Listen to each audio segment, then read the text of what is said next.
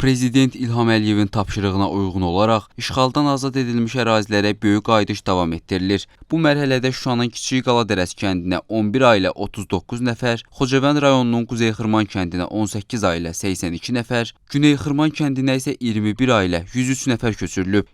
Şuşa rayon Qaladərəs kəndinə köçürük. Atamızın döyüşdüyü torpaqlara qayıdırıq. Öz kəndimizi canlandırmağa, yenidən orada həyat qurmağa. Şəhidlərimizə Allahdan rəhmət eləyirik, dövlətimizə təşəkkür eləyirik ki, bugün bizə belə bir şərait yaradır.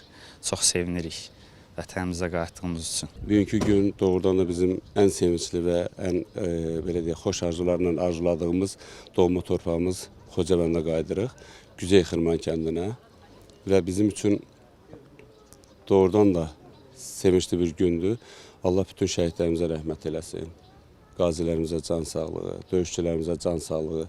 Ora bizim üçün əzizdir, şirindir. Oranın başqa ab-havası var da, yəni ki, orada yaşamağın öz ləzzəti var. Bulağı, bulaqları, ondan sonra təmiz havası, gözəlliyi, yaşıllığı, yəni o təmiz havası suyu nə edirsən dəyir.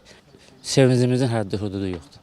Qeyd edək ki, köçürülənlər Respublikanın müxtəlif yerlərində, əsasən yataqxanalarda, sanatoriya və inzibati binalarda müvəqqəti məskunlaşmış ailələrdir.